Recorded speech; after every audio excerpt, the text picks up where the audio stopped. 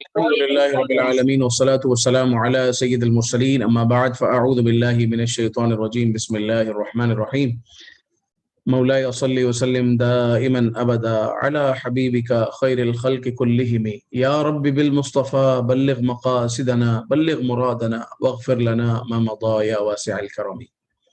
الحمدللہ عز وجل درس قرآن کا سلسلہ ہے۔ اللہ تبارک و تعالی نور قرآن سے ہم سب کے سینوں کو، ہمارے ذہنوں کو، ہماری زندگیوں کو، ہماری قبر کو، ہماری آخرت کو اللہ تعالیٰ منور کر دے۔ سورہ ملک یہ وہ مبارک صورت ہے کہ جس کے بارے میں میرے آقا صلی اللہ تعالی علیہ وآلہ وسلم نے ارشاد فرمایا کہ قرآن کی ایک صورت ایسی ہے جس کی 30 آیتیں ہیں، یہ اپنے پڑھنے والے کو عذاب قبر سے بچاتی ہے۔ یہ صورت اگر ہر مہینے کی چاند کے حساب سے، ہر مہینے کی اگر چاند کی پہلی تاریخ کو اس صورت کی تلاوت کر لی جائے تو اس کی 30 آیتوں کی برکت یہ ہے کہ سارا مہینہ، وہ پورے 30 کے 30 دن آفتوں، بلاؤں اور مصیبتوں سے وہ شخص محفوظ رہتا ہے۔ تو اگر روزانہ سورہ ملک پڑھنے کی اگر عادت ہوگی تو انشاءاللہ جب چاند کی پہلی تاریخ ہوگی تب بھی ہم پڑھ رہے ہوں۔ اگر روز پڑھنے کی عادت نہ بھی ہو تو ہفتے میں کم از کم ایک بار ضرور پڑھیں، ورنہ مہینے میں کم از کم ایک بار تو ضرور ضرور اس کی تلاوت کیا کریں سورہ ملک کی۔ بلکہ میں تو آپ کو کہوں گا کہ روز ہی تلاوت کریں، 2 سے 4 منٹ 5 منٹ لگتے ہیں، جس طرح بھی ہم نے اپنے پروگرام کا آغاز سورہ ملک کی تلاوت سے کیا، شاید 4 یا 5 منٹ لگے، لیکن روزانہ پڑھنے کی عادت ہوگی تو انشاءاللہ عز و جل جب ہم قبر میں جائیں گے تو وہاں راحت، وہاں سکون، وہاں نور مصطفیٰ صلی اللہ علیہ وسلم نصیب ہوگا، وہاں نور قرآن نصیب ہوگا۔ اللہ تعالی عمل کی سعادت عطا فرمائے۔ ارشاد ہوتا ہے بعد اعوذ باللہ من الشیطان الرجیم بسم اللہ الرحمن الرحیم تبارک الذی بیدہ الملک وہو علی کل شیء قدیر۔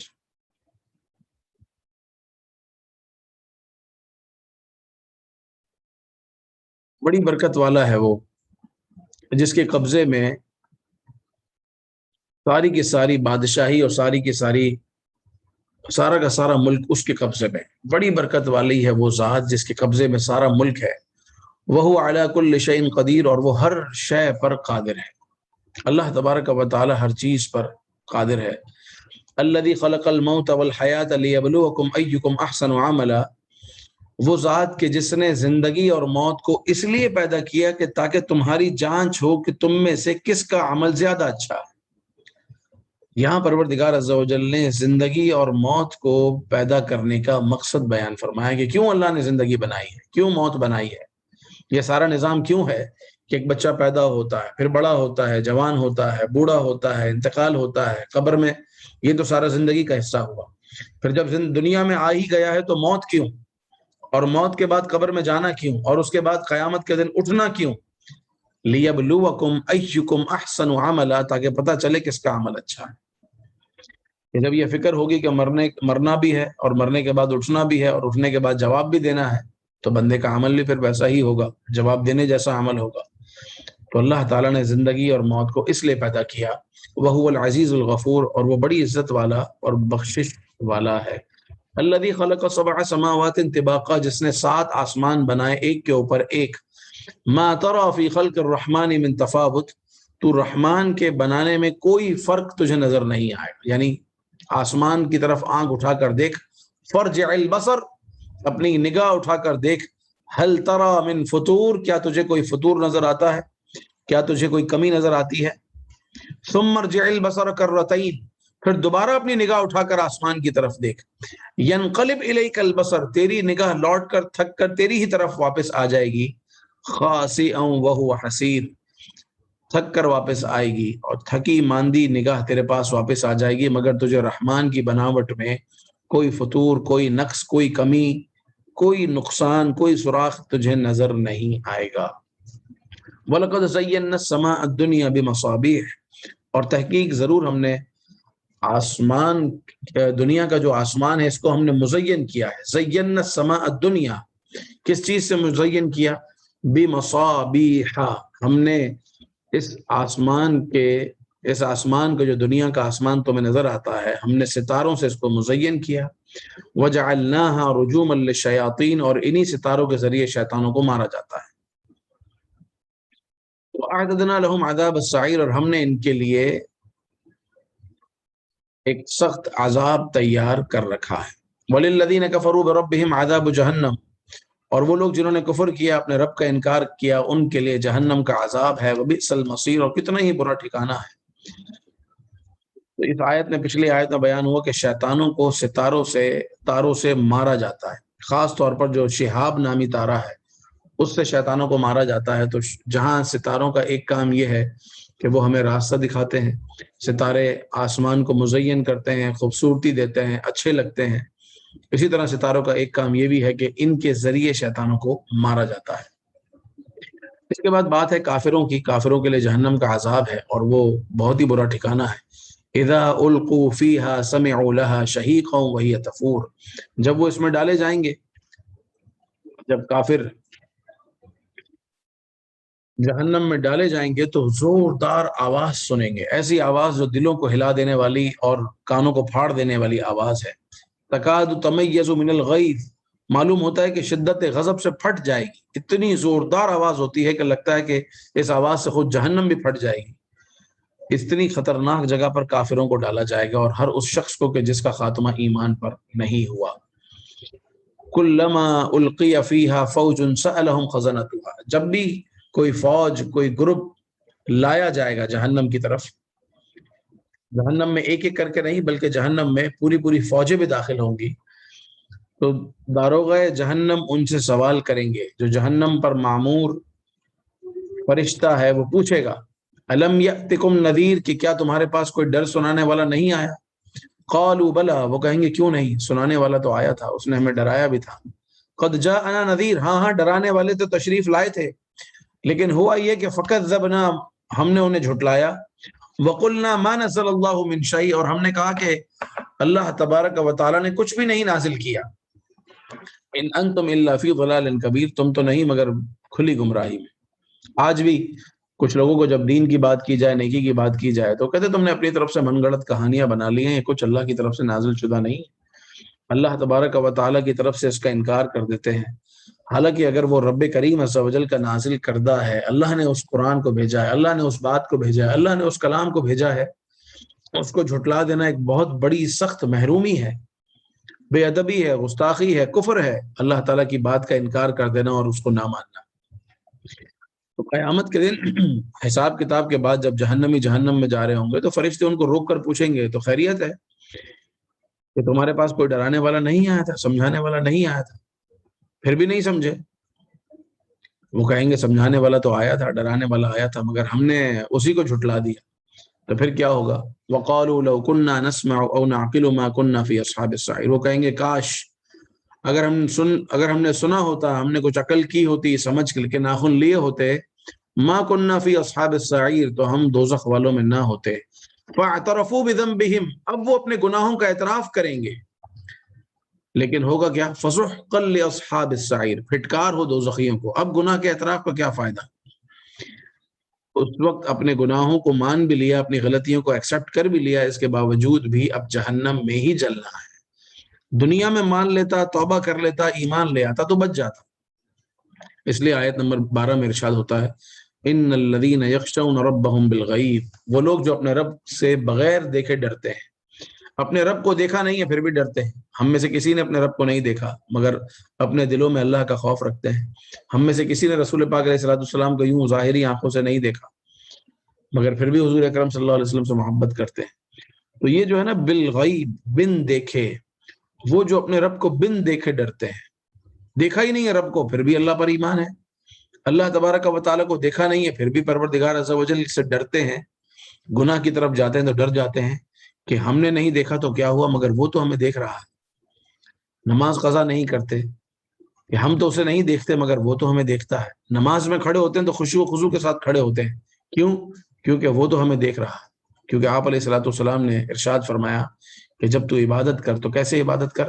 مل احسان، جب سوال ہوا حضرت جبریل نے پوچھا یا رسول اللہ احسان کیا؟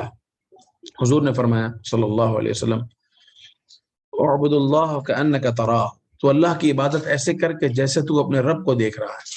فَإِن لَمْ تَكُنْ تَرَاهُ فَإِنَّهُ يَرَاكَ، اگر تو نہیں دیکھ رہا تو وہ تو دیکھ ہی رہا ہے۔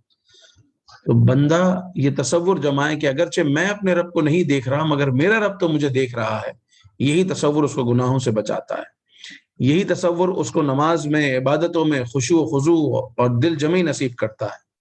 اور آپ صلی اللہ تعالیٰ علیہ وسلم پر ہم جو بن دیکھے ایمان لائے، حضور کا کلمہ پڑھا مگر حضور کو دیکھا نہیں ہے، اس پر مجھے ایک حدیث یاد آ گئی کہ سرکار دو عالم صلی اللہ تعالیٰ علیہ وآلہ وسلم ایک دن اپنے صحابہ کے درمیان بیٹھے تھے اور رو رہے تھے۔ تو صحابہ نے پوچھا یا رسول اللہ صلی اللہ علیہ وسلم آپ کیوں رو رہے ہیں؟ تو آپ علیہ الصلوۃ والسلام نے ارشاد فرمایا کہ مجھے میرے دوست یاد آ رہے ہیں، مجھے میرے دوست یاد آ رہے ہیں۔ لوگوں نے عرض کی یا رسول اللہ صلی اللہ علیہ وسلم ہاں کیا ہم آپ کے دوست نہیں؟ آپ صلی اللہ تعالیٰ علیہ وسلم نے ارشاد فرمایا کیوں نہیں، تم میرے صحابہ ہو۔ آپ علیہ السلام نے فرمایا کہ مجھے میرے اپنے احباب یاد آ رہے ہیں۔ احباب کہتے ہیں دوستوں کو، احباب جمع حبیب کی، اشتقت لاحبابی، مجھے میرے احباب، مجھے میرے دوست یاد آ رہے ہیں اور میں ان کی طرف مشتاق ہوں، اس لیے میں رو رہا ہوں۔ تو صحابہ نے عرض کیا یا رسول اللہ ہم آپ کے احباب نہیں ہیں۔ آپ علیہ السلام نے فرمایا کیوں نہیں، بلکہ تم تو میرے اصحاب ہو، تم تو میرے صحابہ ہو، میرے ساتھی ہو، لیکن جو میرے رونے کی وجہ اور سبب ہے وہ ہے کہ تمہارے بعد ایک قوم آئے گی، وہ قوم جو جس نے مجھے دیکھا نہیں ہوگا پھر بھی مجھ پر ایمان لائے گی، میں ان کے لیے رو رہا ہوں۔ اللہ اکبر، ایسے ہیں میرے آقا صلی اللہ علیہ وسلم جو ہم سے محبت کرتے ہیں، سبحان اللہ۔ تو وہ لوگ جو رسول پاک علیہ الصلوۃ والسلام کو بن دیکھے ایمان لائے، کلمہ پڑھا، اللہ تعالیٰ کو بن دیکھے ایمان لائے، اللہ سے ڈرتے ہیں، ان کے بارے میں ارشاد ہوتا ہے ان الذین یخشون ربهم بالغیب، بے شک وہ جو بے دیکھے اپنے رب سے ڈرتے ہیں، لہم مغفرۃ واجر کبیر، ان کے لیے مغفرت بھی ہے، ان کے لیے بخشش بھی ہے، اور ان کے لیے بڑا ثواب اور بڑا اجر بھی ہے۔ وَأَسِرُّوا قَوْلَكُمْ أَوِ اجْهَرُوا بِهِ، اور تم اپنی بات آہستہ کہو یا زور سے کہو، إِنَّهُ عَلِيمٌ بِذَاتِ الصُّدُورِ، وہ تو دلوں کے حال بھی جانتا ہے۔ تم زور زور سے دعائیں کرو تو بھی سنتا ہے، آہستہ آواز میں دعا کرو تو بھی سنتا ہے، دل ہی دل میں اللہ تعالیٰ کی بارگاہ میں فریاد کرتے رہو، تڑپتے رہو تو بھی وہ ملاحظہ فرماتا ہے، کیونکہ إِنَّهُ عَلِيمٌ بِذَاتِ الصُّدُورِ، وہ تو دلوں کے حال بھی جانتا ہے۔ الا یعلم من خلق، کیا ہے وہ چیز، وہ کیا بات ہے، کیسے وہ نہیں جانے جبکہ پیدا ہی اس نے کیا ہے؟ ایسا کیسے ہو سکتا ہے کہ وہ نہ جانے؟ کیونکہ پیدا اس نے کیا ہے، کریشن اس کی ہے، مخلوق اس کی ہے۔ وہو اللطیف الخبیر، اور وہ ہر باریک بات سے باخبر ہے۔ هو الذی جعل لکم الارض ذلولا، وہی ہے جس نے تمہارے لیے زمین کو آسان کر دیا۔ فَامْشُوا فِي مَنَاكِبِهَا، تو اس کے راستوں میں چلو، زمین تمہارے لیے آسان ہے، تم روڈ بناتے ہو، برج بناتے ہو، اور جس طرح چاہتے ہو زمین کا ایک اچھا استعمال کرتے ہو۔ اللہ نے فرمایا کرو، فَامْشُوا فِي مَنَاكِبِهَا، اس کے راستوں میں چلو، وَكُلُوا مِن رِزْقِهِ، اور زمین کے جس حصے کو چاہو وہ ایگریکلچر کے لیے رکھ لو، اور وہاں پر کچھ نہ کچھ کاشت کرو اور اس میں سے کھاؤ، وَإِلَيْهِ النُّشُورُ، اور اسی کی طرف اٹھنا ہے۔ تو زمین میں چاہے چلو، گھومو پھرو، یا زمین کو کاشتکاری کے لیے استعمال کرو، مرضی ہے تمہاری، لیکن ہے یہ اللہ کا، اور تمہیں بھی اللہ کی طرف جانا ہے۔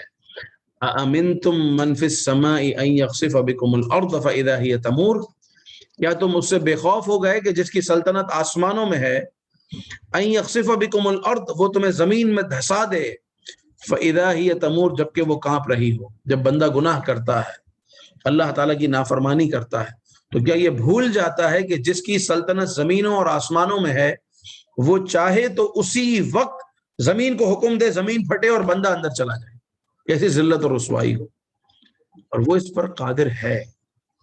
اللہ فرماتا ہے اَأَمِنْتُم، کیا تم بے خوف ہو گئے، کیا تم امان میں آ گئے؟ تم یہ سمجھتے ہو کہ تمہیں کوئی پوچھنے والا، کوئی پکڑ کرنے والا نہیں ہے؟ کیا تم پر کوئی قادر نہیں ہے؟ کیا تم نے قارون کا انجام نہیں دیکھا کہ جس نے موسیٰ علیہ الصلوۃ والسلام کو جب مال دینے سے انکار کیا اور زکوٰۃ دینے سے انکار کیا، تو زمین کو حکم ہوا اور اسی وقت زمین نے قارون کو پکڑ لیا اور وہ اپنے خزانے سمیت دفن ہو گیا۔ تو جس طرح قارون کا زمین میں دفن ہونا لوگوں نے اپنی نگاہوں سے دیکھا، ایسا ممکن ہے کہ نافرمانی کرنے والے کو اللہ تعالیٰ پکڑ لے اور زمین اس کو پیروں سے پکڑ لے، لیکن اللہ تعالیٰ مہربان ہے، کریم ہے، کہ وہ معاف فرماتا ہے، چھوڑ دیتا ہے، توبہ کا موقع دیتا ہے کہ بندہ پلٹ آئے، استغفار کر لے، توبہ کر لے۔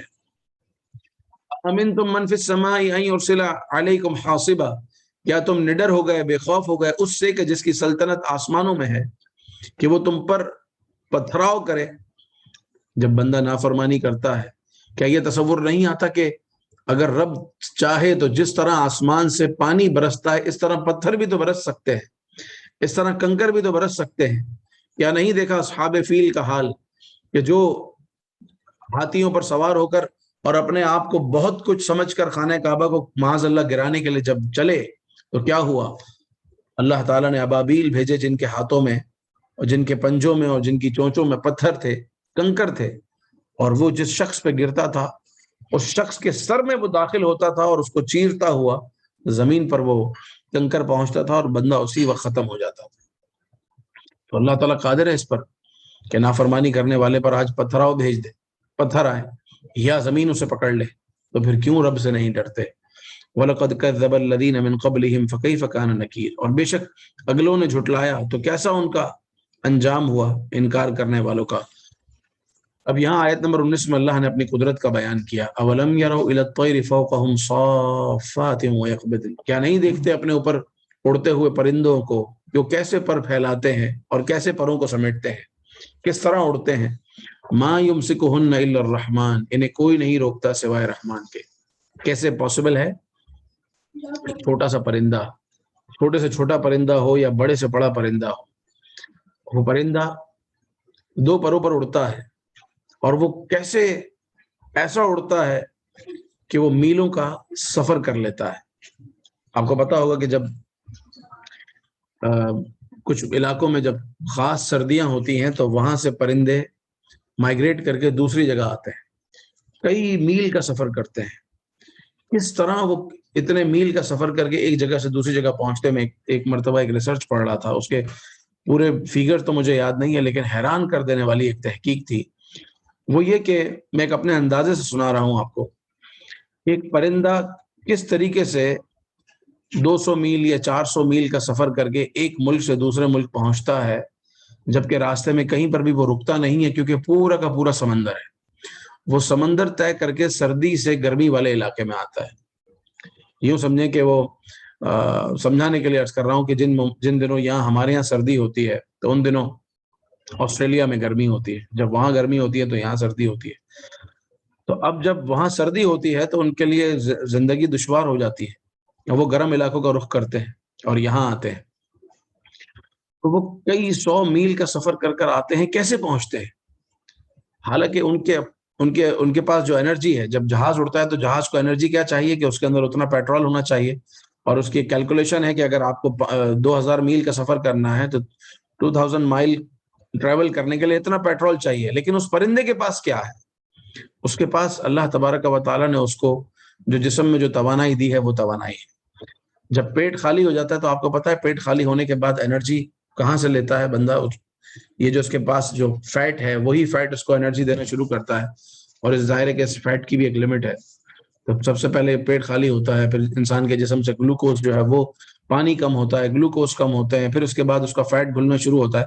تو جو لوگ اپنا جو ویٹ لوز کرنا چاہتے ہیں تو ان کو یہی ایک طریقہ کار دیا جاتا ہے کہ آپ یوں کریں۔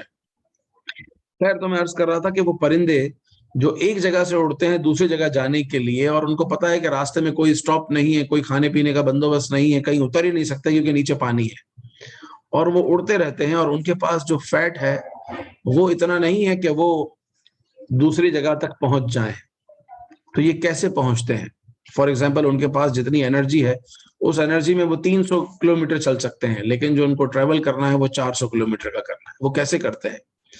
اللہ اکبر! کیا آپ نے دیکھا ہوگا کہ یہ پرندے اکیلے اکیلے نہیں اڑتے بلکہ یہ پورا گروپ بنا کے اڑتے ہیں۔ جب یہ گروپ بنا کے اڑتے ہیں تو کچھ پرندے آگے ہوتے ہیں اور کچھ بیچ میں ہوتے ہیں، کچھ پیچھے ہوتے ہیں۔ آگے والے جو ہے وہ ہوا کو کاٹ رہے ہوتے ہیں، ان کی انرجی زیادہ ویسٹ ہو رہی ہوتی ہے یا یوٹیلائز ہو رہی ہوتی ہے، پیچھے والوں کو تھوڑا ریلیکس ہوتا ہے، پھر پیچھے والے آگے آ جاتے ہیں۔ اگر اکیلا پرندہ سفر کرتا رہے تو وہ وہاں تک نہیں پہنچ سکتا، راستے میں ہی ہلاک ہو جائے گا، مر جائے گا، کیونکہ اس کے پاس کوئی سورس آف انرجی نہیں۔ اللہ تعالیٰ نے کس طرح یہ پرندے کے ذہن میں ڈالا کہ اس طرح تمہیں اڑنا ہے، اس طرح گروپ کی شکل میں اڑنا ہے، اور تمہاری اپنی انرجی کے ساتھ تم ایک پوائنٹ سے دوسرے پوائنٹ کو پہنچ جاتے ہو اگر تم اس انداز میں سفر کرتے ہو۔ میرے رب عز و جل نے ارشاد فرمایا کہ یہ سب کمال جو ہے وہ فقط اللہ تبارک و تعالیٰ کا ہی ہے۔ اولم یروا الی الطیر فوقہم صافات ویقبضن، کیا تم نے اپنے اوپر پرندے اڑتے ہوئے نہیں دیکھے کیسے پر پھیلاتے ہیں اور پروں کو سمیٹتے ہیں؟ ما یمسکہن الا الرحمن، رحمان کے سوا ان کو کون روک سکتا ہے؟ کیسے ممکن ہے کہ یہ 400 500 800 میل تک یا کلومیٹر تک یہ ہوا میں اڑتے رہیں، انہیں روکتا کون ہے؟ الا الرحمن، سوائے رحمان عز و جل کے۔ انہ بکل شیء بصیر، بے شک وہ سب کچھ دیکھ رہا ہے۔ امن ھذا الذی هو جند لکم ینصرکم من دون الرحمن، یا وہ کون سا تمہارا لشکر ہے رحمان کے مقابلے میں جو آئے، جو اللہ تعالیٰ کے اگینسٹ معاذ اللہ کھڑا ہو؟ پاسبل ہی نہیں ہے۔ ان الکافرون الا فی غرور، کافر تو غرور میں ہے، دھوکے میں ہے۔ پھر اللہ نے فرمایا امن ھذا الذی یرزقکم ان امسک رزقہ، ہے کوئی جو تمہیں روزی دے اگر اللہ تعالیٰ اپنی روزی تم سے بند کر لے؟ اگر اللہ تعالیٰ اپنا رزق تم پر بند کر دے تو ہے کوئی تمہیں روزی اور رزق دینے والا؟ ممکن ہی نہیں ہے۔ بل لجو فی عتو و نفور، بلکہ وہ سرکشی میں ہے، نفرت میں ہے، یعنی پاگل پن میں ہے، اندھیرے میں ہے، اور نور کی جگہ ظلمتوں میں ہے، برائیوں میں ہے، اور اسی میں وہ ڈھیٹ بنے ہوئے ہیں۔ افمن یمشی مکبا علی وجہہ اہدی ام من یمشی سویا علی صراط مستقیم، کون سا بندہ سمجھدار ہے، کون سا بندہ ٹھیک ہے، جو منہ کے بل چلتا ہو، زمین پر الٹا ہو کر گھسٹ گھسٹ کر چلے، وہ صحیح ہے؟ ام من یمشی سویا، یعنی جو سیدھا کھڑا ہو کر چلے اس کو آپ سمجھدار کہیں گے؟ خود ہی فیصلہ کر لیں۔ ایک بندہ جو سیدھا کھڑا ہو کے چلتا ہے اور دوسرا جو ہے وہ لیٹ کر زمین پر گھسیٹتے ہوئے چلتا ہے اور وہ منہ کے بل۔ وَمَن يَمْشِي مُكِبًّا عَلَى وَجْهِهِ أَهْدَىٰ أَمَّن يَمْشِي سَوِيًّا عَلَى صِرَاطٍ مُسْتَقِيمٍ، قل آپ فرما دیجئے هُوَ الَّذِي أَنشَأَكُمْ، وہی ہے جس نے پیدا کیا تمہیں، وَجَعَلَ لَكُمُ السَّمْعَ، اور تمہیں سماعت دی، تمہیں کان دیے، تمہیں سننے کی طاقت دی، وَالْأَبْصَارَ، اور تمہیں آنکھیں دی، آنکھوں سے دیکھنے کی طاقت دی، وَالْأَفْئِدَةَ، اور تمہیں دل دیا ہے۔ قَلِيلًا مَا تَشْكُرُونَ، مگر بہت تھوڑے ہیں جو شکر ادا کرتے ہیں۔ اس نے تمہیں پیدا کیا، اس نے تمہیں کان دیے، اس نے تمہیں سماعت دی، اس نے تمہیں بصارت دی، اس نے تمہیں دل دیا، اس کے باوجود بھی بہت تھوڑے ہیں جو اللہ تعالیٰ کا شکر ادا کرتے ہیں۔ اللہ تعالیٰ ہمیں اپنا شکر ادا کرنے والا بنائے۔ تو یہ آیت بندے کو ایک طریقے سے ایک ریمائنڈر ہے، ایک یاد دہانی ہے، ایک یاد دلایا جا رہا ہے، ایک تذکیر ہے، ایک نصیحت ہے کہ بھائی اللہ کو مانو، اللہ کا شکر ادا کرو، اللہ تبارک و تعالیٰ کی عبادت کرو، اس کی بندگی کرو، جو کچھ ہے وہ اللہ کا دیا ہے۔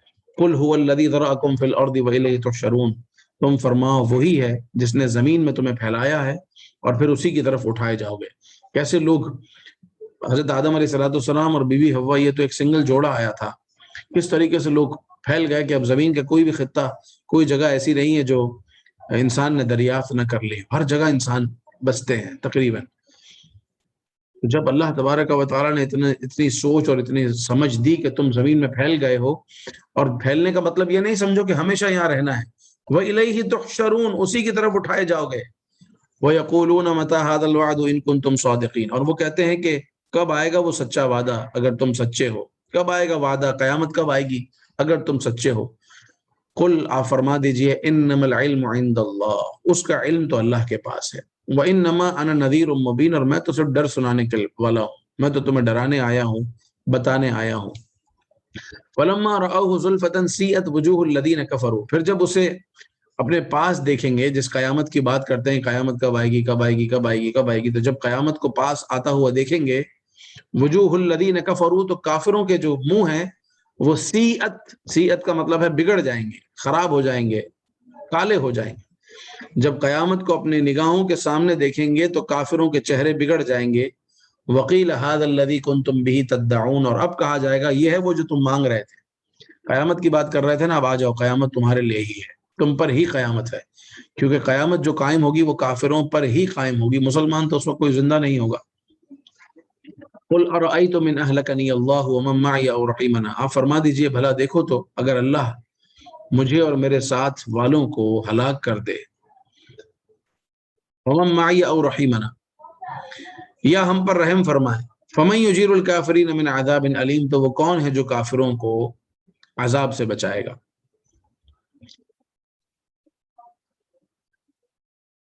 اللہ تبارک و تعالی اپنے بندوں کو چاہے زندہ رکھے، چاہے زندگی عطا فرمائے یا انہیں موت دے دے، یہ اللہ تبارک و تعالیٰ کے رحم پر ہے، پروردگار عز و جل کے کرم پر ہے، جس کو چاہے حیاتی دے، جس کو چاہے زندگی دے، جس کو چاہے موت عطا فرمائے۔ لیکن اگر وہ کہتے تھے مصطفیٰ کریم علیہ الصلوۃ والسلام کو، یہ کفار کہتے تھے کہ آپ اور آپ کے ساتھی ہلاک ہو جائیں گے معاذ اللہ، تو کہا گیا کہ آپ ان سے یہ کہیے کہ ہمیں تو اللہ تعالیٰ ہی زندگی دیتا ہے، وہ ہمیں زندگی دے یا ہمیں اٹھا لے یا ہمیں رکھے، لیکن تم اپنی خبر کرو کہ فَمَن يُجِيرُ الْكَافِرِينَ مِنْ عَذَابٍ علیم، تمہیں کافروں تمہیں کون عذاب علیم سے بچائے گا؟ قُلْ هُوَ الرَّحْمَنُ آمَنَّا بِهِ وَعَلَيْهِ تَوَكَّلْنَا، تم فرماؤ وہی رحمان ہے جس پر ایمان لائے اور اسی پر بھروسہ کیا۔ فَسَتَعْلَمُونَ مَنْ هُوَ فِي ضَلَالٍ مُبِينٍ، تو عنقریب تم جان جاؤ گے کہ کون کھلی گمراہی میں ہے۔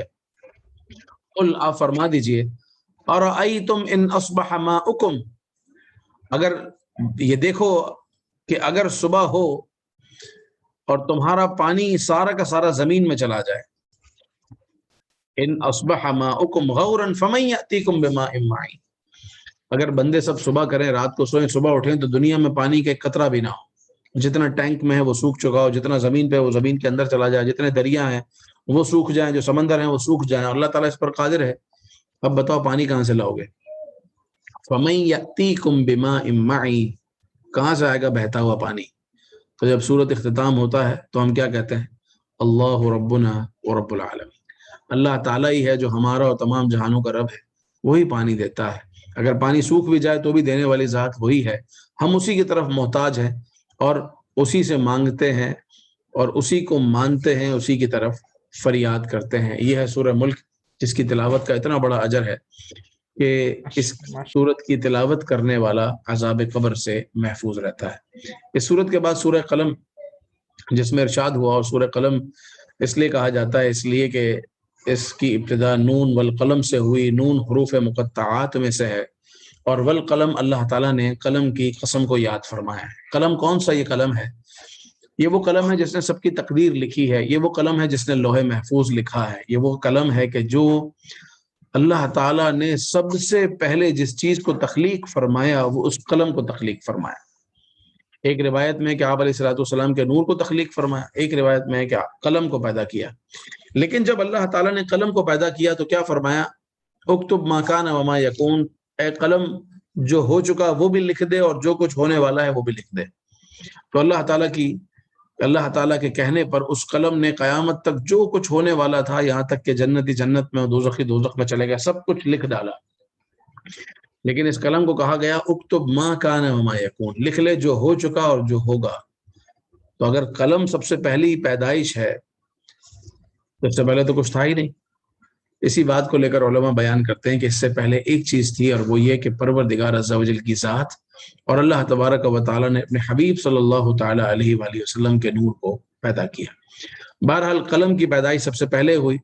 اللہ تبارک و تعالیٰ نے اس قلم کی اہمیت کے پیش نظر اس کی قسم کو یاد فرماتے ہوئے ارشاد فرمایا، نون والقلم وما یسرون، قلم کی قسم اور اس کے لکھنے کی قسم، ما انت بنعمت ربک بمجنون، آپ اپنے رب کے فضل سے مجنون نہیں ہیں، آپ کے رب پر کرم ہے، اے حبیب صلی اللہ تعالی علیہ وآلہ وسلم، آپ مجنون نہیں ہیں۔ مجنون پاگل کو کہتے ہیں۔ سرکار دو عالم صلی اللہ تعالی علیہ وآلہ وسلم کو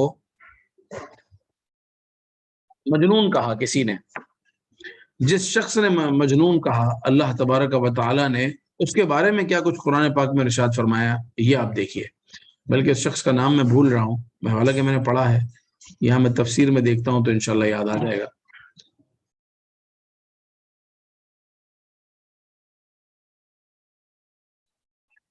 اللہم صلی علی سیدنا مولانا محمد۔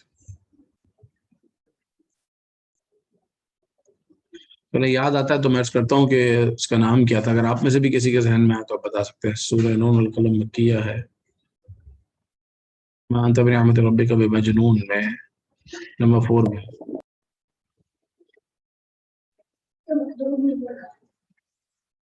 اللہ تبارک و تعالیٰ نے آپ کو ہر طرح کے عیب سے، ہر طرح کی برائی سے پروردگار عز و جل نے آپ کو پاک رکھا۔ وَإِنَّكَ لَأَجْرًا غَيْرَ مَمْنُونٍ، اور بے شک آپ کے لیے بے انتہا ثواب ہے، بے انتہا اجر ہے۔ وَإِنَّكَ لَعَلَىٰ خُلُقٍ عَظِيمٍ، بلکہ آپ تو بڑی خوبیوں والے ہیں، بڑی شان والے ہیں۔ یہ شان مصطفیٰ صلی اللہ علیہ وسلم بیان ہو رہی ہے۔ فَسَتُبْصِرُ وَيُبْصِرُونَ، تو اب کوئی دم جاتا ہے، تم بھی دیکھ لو اور وہ بھی دیکھ لیں گے، فَسَتُبْصِرُ، ان قریب آپ بھی دیکھ لیں گے، وَيُبْصِرُونَ، اور وہ بھی دیکھ لیں گے، بِأَيِّكُمُ الْمَفْتُونَ، کہ تم میں کون مجنون تھا، ان ربک هو اعلم بمن ضل عن سبیلی، بے شک تمہارا رب خوب جانتا ہے جو اس کی راہ سے بہکا ہوا ہے، وہو اعلم بالمہتدین، اور اللہ تعالیٰ خوب جانتا ہے جو راہ پر ہے، یعنی جو ہدایت پر ہے اللہ اس کو بھی جانتا ہے، اور جو ہدایت سے ہٹا ہوا ہے اللہ اس کو بھی جانتا ہے۔ اب جس شخص نے حضور اکرم صلی اللہ علیہ وسلم کو مجنون کہا تھا، اس کے بارے میں اللہ نے فرمایا فَلَا تُطِعِ الْمُكَذِّبِينَ، تو جھٹلانے والوں کی بات نہ سننا۔ المکذبین یعنی اس کا پہلا وصف بیان ہوا کہ یہ جھٹلانے والا ہے۔ وَدُّوا لَوْ تُدْهِنُ فَيُدْهِنُونَ، وہ تو اس آرزو میں ہے کہ ذرا تم نرمی کرو تو وہ بھی نرم پڑ جائیں، یعنی تم ان کو، آپ صلی اللہ علیہ وسلم جب دین کی دعوت دیتے تھے تو وہ کہتے تھے کہ ٹھیک ہے آپ کی دعوت اپنی جگہ، آپ ہمارے بتوں کو برا نہ کہیں، ہم آپ کے رب کو برا نہیں کہیں گے، آپ ہمارے بتوں کے ساتھ تھوڑا خیال کریں، ہم بھی آپ کے دین کا خیال کریں گے، مگر اللہ تعالیٰ نے اس بات سے منع فرما دیا کہ تم نے نرمی نہیں کرنی ہے۔ وہ تو یہ چاہتے ہیں کہ تم بھی نرمی کرو، وہ بھی نرمی کریں۔ وَلَا تُطِعْ كُلَّ حَلَّافٍ مَّهِينٍ، اور ہر ایسے کی بات نہ سننا جو بڑا قسمیں کھانے والا ہے، یہ ہے وہ شخص، یہاں سے اس کے اوصاف بیان ہو رہے ہیں۔ حلاف مہین، بڑا قسمیں کھانے والا یہ شخص ہے، جھوٹی قسمیں کھاتا ہے، بات بات پر قسمیں کھاتا ہے، اور اس کا نام ہے ولید بن مغیرہ۔ تو ولید بن مغیرہ کے حق میں یہ آیات نازل ہوئی کہ حلاف مہین، قسمیں کھانے والا، حماز مشاء بنمیم، بہت تانے دینے والا، ادھر کی ادھر لگانے والا، باتیں پھیرنے والا، مناع للخیر معتد اثیم، مناع للخیر، بھلائی سے روکنے والا، معتد، حد سے بڑھنے والا، اثیم، گناہ گار شخص ہے، عتل بعد ذلک زنیم، اور اس کو بات کرنے کی تمیز بھی نہیں ہے، اس کو بولنا بھی نہیں آتا، اور بعد ذلک، اس کے بعد یہ زنیم، اس کی تو اصل میں ہی خطا ہے۔ اللہ اکبر۔ جب یہ آیت سنی ولید بن مغیرہ نے تو سوچنے لگا کہ میرے اندر کیا کیا چیزیں ہیں۔ حلاف مہین، بڑی بڑی قسمیں میں کھاتا ہوں، حماز مشاء بنمیم، تانے بھی دیتا ہے۔ نبی پاک علیہ الصلوۃ والسلام کو جب اس نے اس طرح کہا تو آپ اس سے کیا اندازہ لگا سکتے ہیں کہ کتنا بد زبان آدمی ہوگا، اور چغلیاں بھی کرتا ہے۔ مناع للخیر، لوگوں کو بھلائی سے منع بھی کرتا ہے، نیکی کے کام نہیں کرنے دیتا، حد سے بڑھنے والا بھی ہے، گناہ گار بھی ہے، فاسق و فاجر بھی ہے، عتل، اور بری باتیں کرنے والا بھی ہے، بات کرنے کا اس کو ڈھنگ بھی نہیں ہے۔ لیکن ایک بات، بعد ذلک زنیم، اس کی اصل میں خطا ہے۔ جس نے حضور اکرم صلی اللہ علیہ وسلم کے بارے میں گستاخی کی، اللہ نے فرمایا یہ تو اپنے باپ کا نہیں ہے، اس کی تو اصل میں خطا ہے۔ جس شخص کو یہ اپنا باپ کہتا ہے وہ تو اس کا باپ ہی نہیں ہے، یہ تو حرام کی اولاد ہے۔ وہ شخص جس نے گستاخی کی نبی پاک صلی اللہ علیہ وسلم کی بارگاہ میں۔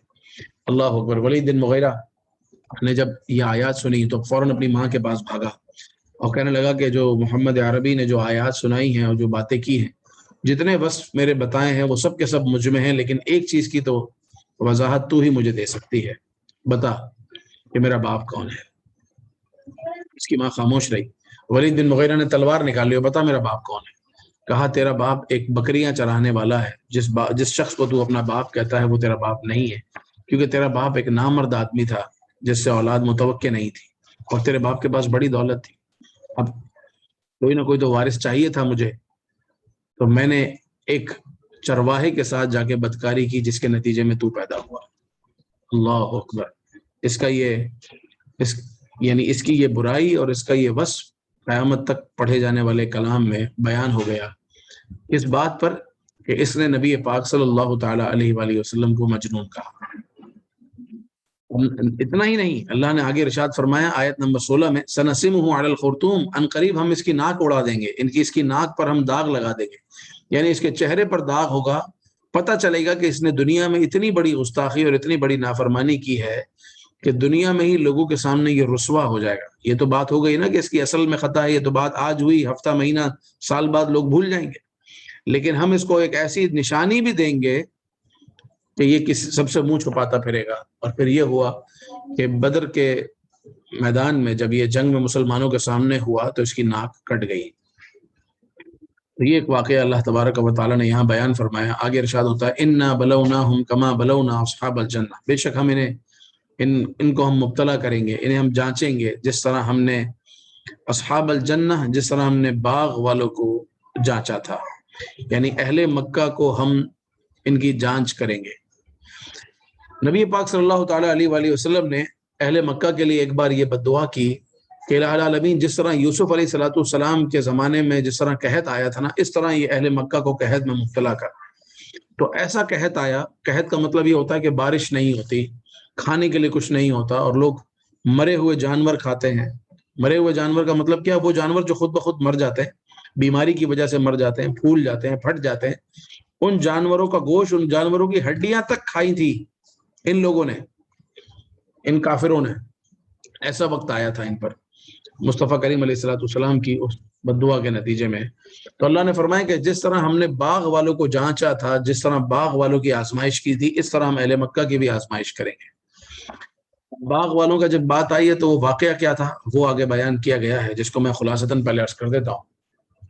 وہ واقعہ یہ تھا کہ باغ والوں کا، کہ ایک شخص جو کہ بڑا نیک آدمی تھا، اور اس کے پاس ایک باغ تھا، اور وہ باغ سے بہت زیادہ فقیروں پر، غریبوں پر خرچ کیا کرتا تھا۔ کتنا خرچ کرتا تھا کہ باغ میں جتنے بھی پھل جب پک کر گرتے تھے تو جو خود بخود گر جاتے تھے وہ سب فقیروں کو بلاتا تھا اور کہتا تھا کہ جتنے پھل گرے ہیں وہ سب تمہارے۔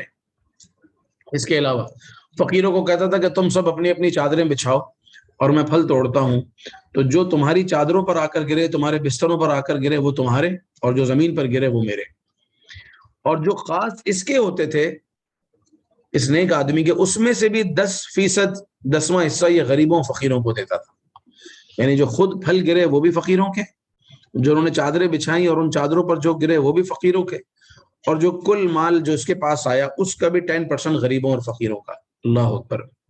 جب اس شخص کا انتقال ہوا تو اس کے 3 بیٹے وارث ہوئے، اور تینوں بیٹوں نے کہا کہ ہم اپنی فیملی کو، اپنے بچوں کو کیا کھلائیں گے اگر سارا ہی غریب و فقیروں کو دے دیں گے تو بچوں نے سوچ لیا کہ ہم غریبوں کو، مسکینوں کو کچھ بھی نہیں دیں گے، بلکہ پھل توڑنے کا جو ٹائم ہے ہم اس سے پہلے ہی باغ میں چلے جائیں گے اور جا کر ہم لے لیں گے، اور مسکین صبح آئیں گے مثال کے طور پر 10 بجے اٹھ کر یا 8 بجے اٹھ کر، تو ہم تو 6 بجے ہی صفایا کر چکے ہوں گے۔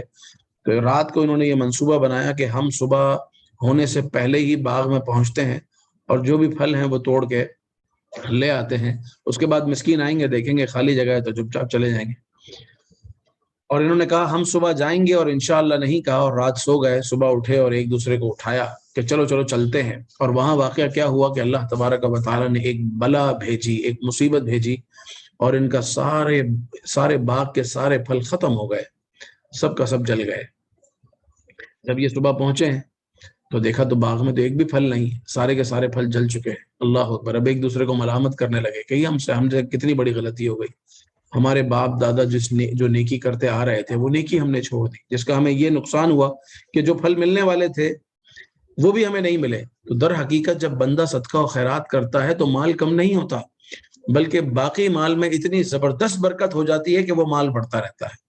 اور اگر صدقہ و خیرات کرنا چھوڑ دے اور مال کو صرف اپنا ہی حق سمجھ لے تو جب اس میں سے برکت چلی جاتی ہے تو وہ اصل بھی ہاتھ سے چلا جاتا ہے۔ بالکل اسی طرح کہ جس طرح ان 3 بیٹوں کا مال ان کا ہوتے ہوئے بھی ان کا نہ ہوا، صرف اس لیے کہ انہوں نے غریب کے حصے کو روکنے کی کوشش کی۔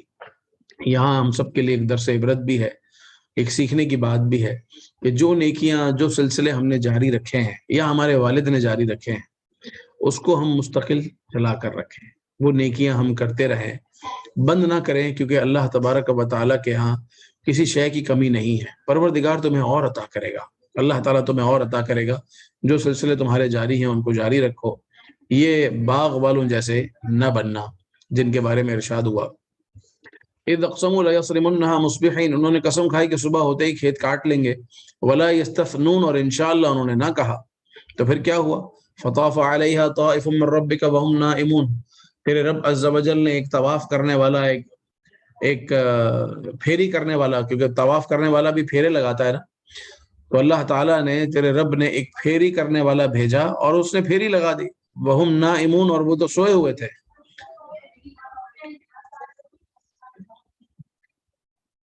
یعنی اللہ تبارک و تعالیٰ نے ایک بلا بھیجی، ایک آگ نازل ہوئی اور باغ کو تباہ کر دیا۔